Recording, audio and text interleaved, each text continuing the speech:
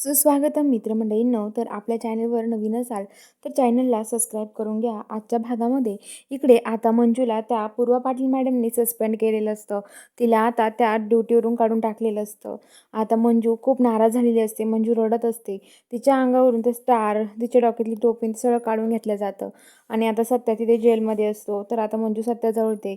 सत्याचा हात हातात घेते आणि खूप रडत असते. म्हणते, सत्या तू काळजी करू नको, मी आहे ना. तर आता सत्य म्हणतो, हो वाघमारे, पण मला खूप हे वाटतंय, असं वाटतं की नको वाघमारे, तुम्ही बाहेर आणि मी आतमध्ये. तर आता लगेच ती म्हणते की हे बघा वाघमारे, तुम्ही जपून राहा, सावध राहा, कारण की ह्या मॅडम काय साध्या नाही आहेत. तर आता मंजू म्हणते की हो सत्या, तू पण काळजी घे, मी तुला भेटायला येत जाईल. तर सत्य म्हणतो की हो वाघमारे. आणि आता लगेच इकडं मंजू तिथून जायला निघते. मंजू आता घरी येते. इकडं त्या मम्मी साहेबांना त्यांना खूप राग आलेला असतो आणि आता त्या म्हणतात की माझ्या सत्याला त्या हिने हे केलं ना, तिला सोडणारच नाहीये मी, असं म्हणत असता. चित्रमकार म्हणतात, माया तू शांत हो, तू एवढी काय चिडचिड करते ग, थोडंसं विचार करून कर ना, आपली मंजू आहे ना तिथे. तेवढ्यात मंजू पण आता घरी येते. मंजूला बघून ते म्हणतात, काय ही आली आहे का घरी.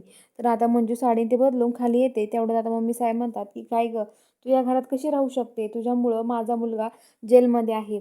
अगं तुझ्या आईमुळं तिचा नवरा तुझ्या आईने खाल्ला, तुझा बाप, आणि आता तू माझं पोरं खायला निघाली आहेस का.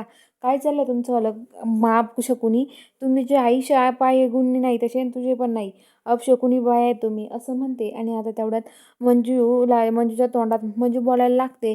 मंजू म्हणते, मम्मी साहेब, मी माझ्या आईबद्दल बोललेलं काही एक खपून घेणार नाही या. तर आता लगेच मम्मी साहेब त्या मंजूच्या तोंडात मारतात.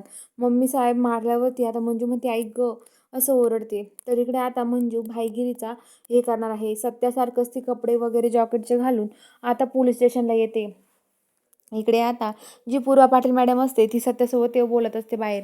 तेवढ्यात मंजू तिथे येते आणि मंजू म्हणते की सत्य आले मी, तू काळजी करू नको. आणि आता लगेच ती म्हणते की सत्याला सोडा, हे बघा मंजिरी आणि सत्याला वेगळं करणारा अजून पैदा व्हायचं आहे, असं म्हणते आणि त्या आईच्या तोंडात मारते त्या पूर्वा पाटीलच्या. तर आता बघूया पुढील भागामध्ये नक्की काय ट्विस्ट असणार आहे. बघायला चॅनलला सबस्क्राईब करा.